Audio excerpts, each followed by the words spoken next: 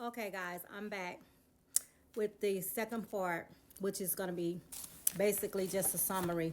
I said that I didn't have a declaration, and then I came back and I said that I did, because as I had did the first part, during the second part, I looked on my wall and I thought about something that kind of made me a little emotional, but I found it. It's actually was something I gave my son when he went to the Marines, and it says commitments. See, David had to have some commitment. He could not, and I'm gonna read this to you.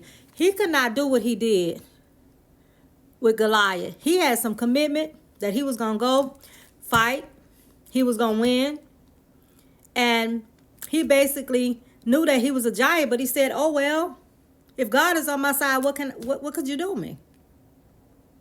And that's what I say about my enemies. If God be for me, who shall be against me? So this says commitments. True commitment begins when we reach the part of, when we reach the area of not knowing how we can possibly go on, and we decide to go on anyway. And see how he's climbing? Yeah, he's climbing, he's steady climbing, he climbing. See, I'm pretty sure David, which David wasn't really scared. David was not a scared kid of God. I'm gonna put it like that. He wasn't really scared, but I'm sure everybody has some fear in them.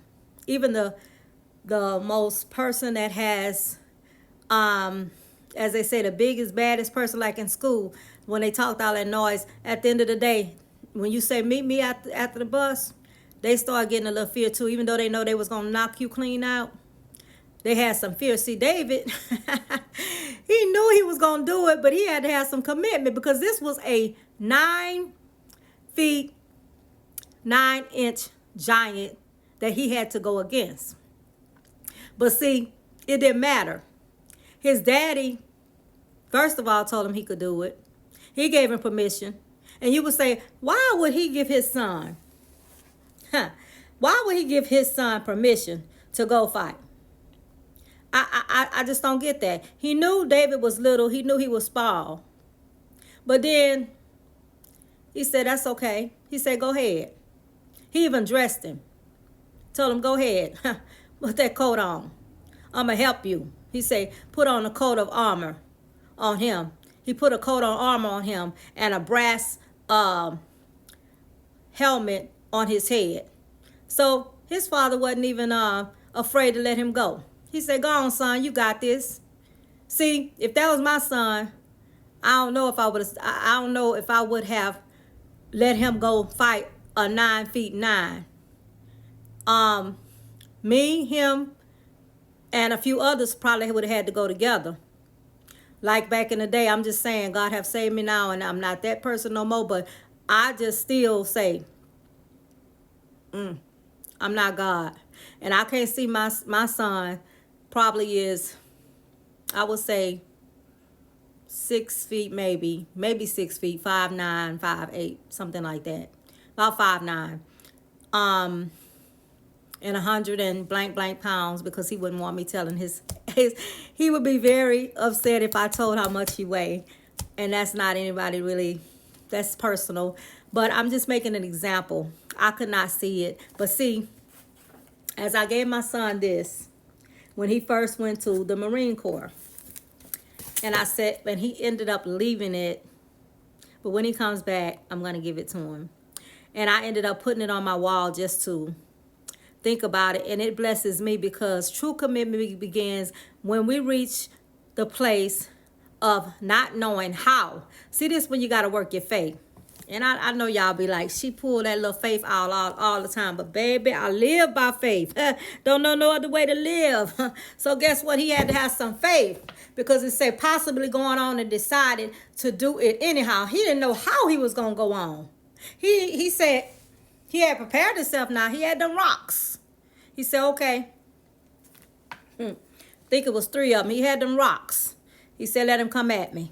But see, he was confident in his God. See, that's true commitment, when you're confident in your God, and you know that you can do whatever you have to do. Excuse me, guys. I'm sorry. I'm just thirsty. Forgive me. for having to take a sip. But yes, he basically knew that he had to I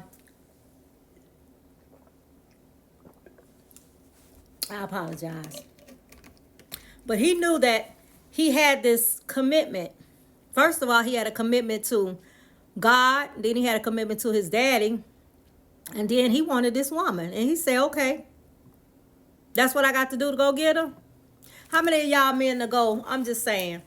How many of y'all men will go and fight a 9-foot, 9-inch giant for a woman? You'll probably say, I love you, baby. But I don't think I can go fight that. If it don't work out, come see me. But I ain't finna go fight that kind of giant for you, baby. Cause that I don't think I can win, and I'm afraid. And then if I get in that battle, I'm probably gonna lose anyway, cause he gonna knock me clean cold out. So ain't no sense in me fighting. Just it is what it is. But see, David wasn't that one. David, y'all know David wasn't scared of nothing. He put the man on the front line. Got the man killed because he wanted his wife. But God said, as I told you, that's one of my favorite characters in the Bible. It don't matter. Hannah's one of my favorite ones too, and I'm gonna come back with a story with her soon, probably before the week is out. Because I have an assignment for my apostle to do something dealing with a powerful woman in the Bible, and I chose Hannah. One reason, that's my daughter. One reason is personal to me. When the doctors was saying that I may not have another baby because I had a ectopic pregnancy, he gave me my daughter, which I named her Hannah, and God said I couldn't name her anything. So that's one of my other favorite characters. But getting back to this, David was committed. When his daddy told him, come on, I'm going to suit you up, get you ready, I'm going to dress you. It said then Saul dressed him.